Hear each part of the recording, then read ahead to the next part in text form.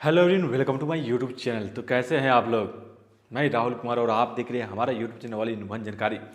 दोस्तों, इस वीडियो में हम आप सभी को बताने वाले हैं कि आप अपने मोबाइल फ़ोन की मदद से आवासीय प्रमाण पत्र या फिर निवास प्रमाण पत्र या फिर आप इसे रेसिडेंशियल सर्टिफिकेट भी कह सकते हैं, वो अपने मोबाइल फ़ोन से कैसे बनाएं।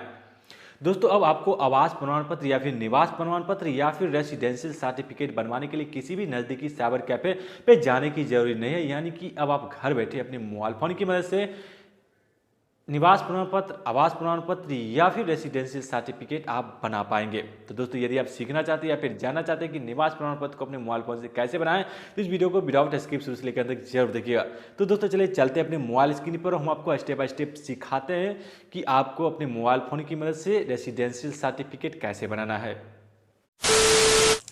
दोस्तों, जैसा कि आप सभी को दिख रहा होगा कि हम अपने मोबाइल स्क्रीन पे आ चुके हैं। तो दोस्तों, चलिए जानते हैं कि आप अपने मोबाइल फ़ोन की मदद से निवास प्रमाण पत्र या फिर आवास प्रमाण पत्र या फिर रेसिडेंशियल सर्टिफिकेट अप्लाई कैसे करें या फिर कैसे बनाएं। तो इसके लिए करने के सबसे पहले तो आपको अपने मोबाइल फ़ोन में क्रोम ब्राउज़र को आपको ओपन कर लेना है। दोस्तों, यहाँ पे आपको क्रोम ब्राउज़र दिख रहा होगा जो कि आपके मोबाइल फ़ोन में भी होगा।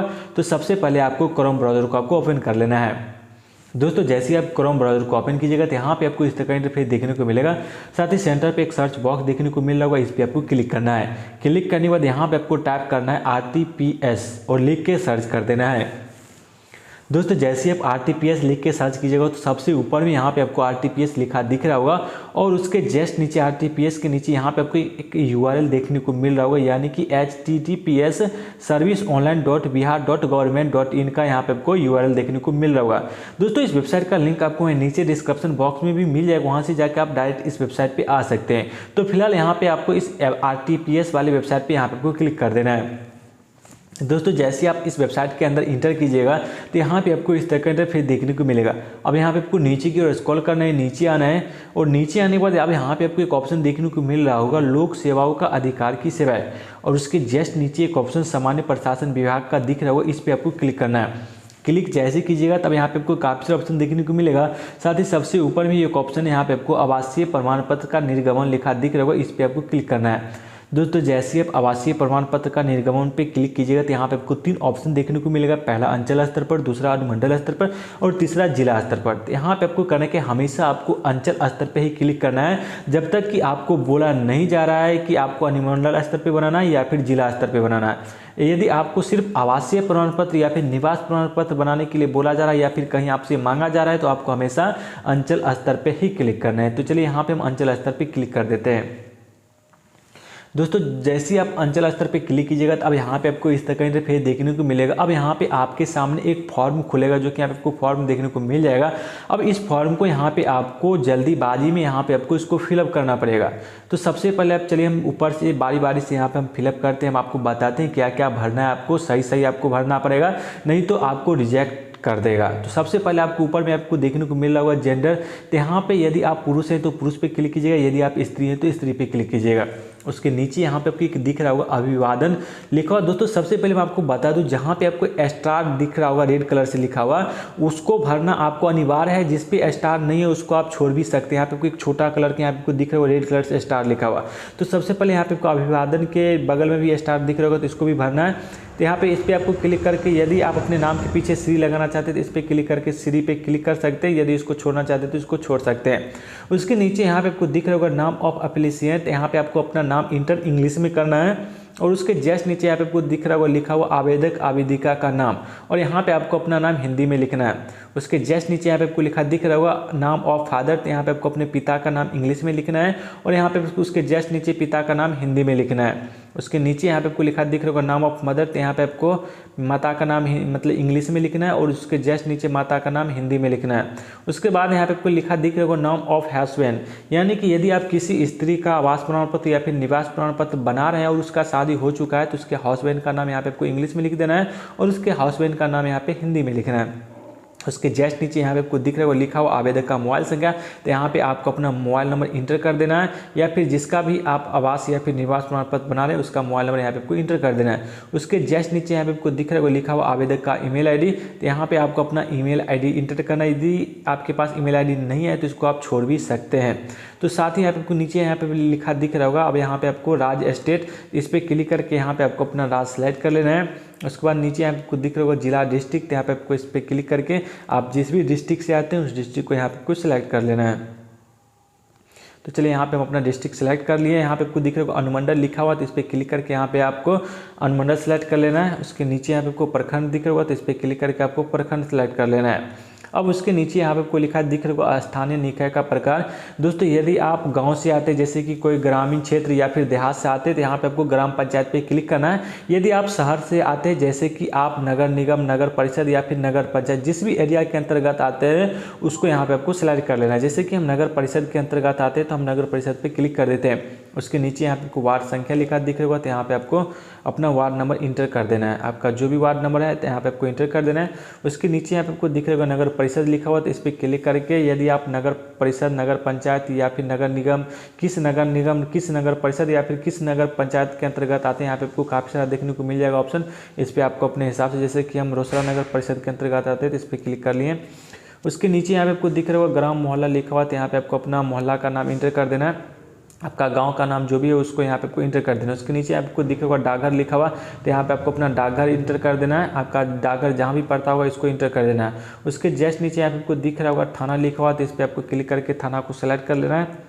यहाँ पे आपको दिख रहा होगा आपको, आप जिस भी थाना के अंतर्गत आते हो थाना के यहाँ पे आपको सेलेक्ट कर लेना। उसके नीचे यहाँ पे आपको दिख रहा होगा पिन कोड लिखा हुआ, तो यहाँ पे आपको पिन कोड इंटर कर देना है। आपका जो भी पिन कोड है यहाँ पे आपको इंटर कर देना है। इंटर करने के बाद यहाँ पे आपको एक ऑप्शन दिख रहा होगा चूज फाइल का, यहाँ पे आपको दिख रहा होगा आवेदक का 100 अभी प्रमाणित फोटो यहाँ पे आपको लिखा दिख रहा होगा, तो यहाँ पे आपको करना है कि इस पर यहाँ पे आपको क्लिक करके यहाँ पे आपको एक फ़ोटो सेलेक्ट कर लेना है। सबसे पहले मैं आपको बता दूँ फ़ोटो पासपोर्ट साइज़ का होना चाहिए और फोटो का जो कि साइज़ है 20 KB से ऊपर और 100 KB से कम होना चाहिए, तभी ये सिलेक्ट लेगा, वरना ये फ़ोटो अपलोड ही नहीं होगा। तो आपको हमेशा एक चीज़ ध्यान रखना है कि फ़ोटो का साइज़ 20 KB से ऊपर और 100 KB का नीचे ही होना चाहिए। और यदि आप आवास प्रमाण पत्र बना रहे हैं तो फोटो के ऊपर सिग्नेचर भी होना जरूरी है।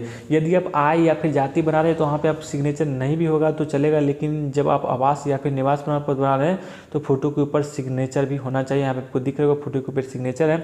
अब यहाँ पे आपको एक ऑप्शन दिख रहा होगा आधार संख्या का, तो यहाँ पे आपको आधार नंबर नहीं इंटर करना है, इसको खाली छोड़ देना है। अब यहाँ पे आपको दिख रहा होगा निवास का प्रकार, तो यहाँ पे आपको यदि अस्थायी है तो यहाँ पर अस्थायी पे क्लिक कीजिएगा, यदि वो अस्थायी है तो यहाँ पे आपको अस्थायी पे क्लिक कर देना है। तो चलिए यहाँ पे हम अस्थायी, जो कि हमने जो एड्रेस डाला था वो अस्थायी एड्रेस है, तो यहाँ पे अस्थायी पे हम क्लिक कर देते हैं।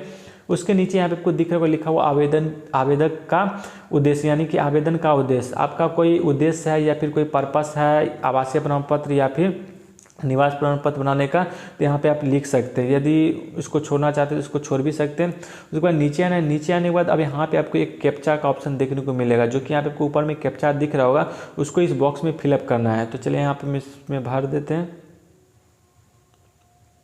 दोस्तों कभी कभी ये कैप्चा नहीं लेता है तो यहाँ पे आप एक ऑप्शन देखने को मिलेगा रिफ्रेश पे, यहाँ तो इस पर क्लिक करके आप इस कैप्चा को चेंज भी कर सकते हैं। चेंज करने के बाद यहाँ पे आपको नीचे एक ऑप्शन दिख रहा होगा प्रोसीड का, तो यहाँ पे आपको प्रोसीड पे क्लिक कर देना है। दोस्तों जैसे आप प्रोसीड पे क्लिक कीजिएगा तो अब यहाँ पे आपको एक ऑप्शन ओके का दिख रहा होगा लिखा हुआ, तो यहाँ पे आपको ओके पे क्लिक कर देना है। दोस्तों जैसे आप ओके पे क्लिक कीजिएगा तो अब यहाँ पे आपको इस तरह का इंटरफेस देखने को मिलेगा। अब यहाँ पे आपको ऊपर में नीचे की ओर स्क्रॉल करना है और स्क्रॉल करके यहाँ पे आपको अच्छी तरह से इसको मिला लेना है कि आपने जो फॉर्म फिलअप किया था वो सही है या फिर नहीं। यदि इसमें कहीं भी रॉन्ग या फिर गलत पाया जा रहा है तो यहाँ पे आपको नीचे एक ऑप्शन एडिट का देखने को मिलेगा, यहाँ से आप इसको एडिट भी कर सकते हैं एडिट पे क्लिक करके। दोस्तों यदि आपने ऊपर में जो भी भरा है फॉर्म को फिलअप जो भी किया है वो यदि सही सब चीज़ सही है, अच्छी तरह से सही आपने यदि देख लिया तो यहाँ पे आपको नीचे एक ऑप्शन देखने को मिलेगा अटैच का, तो यहाँ पे आपको अटैच वाले ऑप्शन पे क्लिक कर देना है। दोस्तों जैसे आप अटैच वाले ऑप्शन पे क्लिक करते हैं तो अब यहाँ पे आपको इस तरह का इंटरफेस देखने को मिलेगा। अब यहाँ पे आपको एक दस्तावेज यानी कि एक डॉक्यूमेंट सेलेक्ट करना है। डॉक्यूमेंट में आप अपना पैन कार्ड, आधार कार्ड, ड्राइविंग लाइसेंस, मतदाता पहचान पत्र या फिर इसमें जितने भी ऑप्शन दिए गए इसमें से आप किसी भी एक डॉक्यूमेंट को यहाँ पे आप डाल सकते हैं। तो फिलहाल हम यहाँ पे आधार कार्ड ही डालने वाले थे, यहाँ पे आधार कार्ड सेलेक्ट कर लेते हैं। दोस्तों एक बात और मैं आपको बता दूँ, डॉक्यूमेंट का जो कि साइज है वो 100 KB से कम का होना चाहिए और 20 KB से ऊपर का होना चाहिए। तो यहाँ पे आपको चूज फाइल पे क्लिक करना है। क्लिक करने के बाद यहाँ पे आपको अपनी गैलरी से आपको उस डॉक्यूमेंट को यहाँ पे आपको सेलेक्ट कर लेना है। डॉक्यूमेंट को सेलेक्ट करने के बाद अब यहाँ पे आपको नीचे एक ऑप्शन सेव का दिख रहा होगा, तो यहाँ पे आपको सेव वाले ऑप्शन पे क्लिक कर देना है। दोस्तों जैसे आप सेव वाले ऑप्शन पे क्लिक कीजिएगा तो अब यहाँ पे आपको इस तरह का फिर देखने को मिलेगा। नीचे एक ऑप्शन यहाँ पे आपको सबमिट का दिख रहा होगा, तो अब यहाँ पे आपको सबमिट वाले ऑप्शन पे क्लिक कर देना है। दोस्तों जैसे आप सबमिट वाले ऑप्शन पे क्लिक कीजिएगा तो अब यहाँ पे आपको दिख रहा होगा मेरा जो कि निवास प्रमाण पत्र या फिर आवास प्रमाण पत्र वो अप्लाई हो चुका है। यहाँ पे आपको दिख रहा होगा सारा इन्फॉर्मेशन आ चुका है। अब यहाँ पे आपको करना है कि इसको यहाँ पे आपको पीडीएफ में इसको सेव कर लेना है। तो चलिए यहाँ पे आपको एक ऑप्शन नीचे में देखने को मिलेगा एक्सपोर्ट टू पीडीएफ, इस पर आपको क्लिक कर देना है। दोस्तों जैसे आप एक्सपोर्ट टू पीडीएफ पे क्लिक कीजिएगा तो यह पीडीएफ में आपकी गैलरी में जाके सेव हो जाएगा। तो चलिए यहाँ पे हम इसको दिखा देते हैं, इसको ओपन करके। दोस्तों यहाँ पे आपको दिख रहा होगा जो कि ये ओपन हो चुका है। अब यहाँ पे मैं आपको बता दूं कि यहाँ पे आपको एक ऑप्शन देखने को मिलेगा सबसे नीचे में, सेवा प्रदान करने का समय अवधि, यानी कि कितने दिन में आपको यह मिल जाएगा वो चीज़ यहाँ पे आपको जैसे कि यहाँ पे आपको लिखा दिख रहा होगा 10 कार्य दिन की, यानी कि आपको 10 से 15 दिन के अंदर यह बन के तैयार हो जाएगा, जो कि आपको ऑनलाइन ही डाउनलोड करना है। उसके लिए हमने ऑलरेडी एक वीडियो बनाया है जो कि आपको डिस्क्रिप्शन में जिसका लिंक मिल जाएगा, वहाँ से जाके उस वीडियो को देख के आप डायरेक्ट इसको ऑनलाइन डाउनलोड भी कर सकते हैं। तो दोस्तों यदि आपको वीडियो अच्छा लगा हो तो वीडियो को लाइक कीजिएगा, चैनल पर नहीं है तो चैनल को सब्सक्राइब कीजिएगा। धन्यवाद।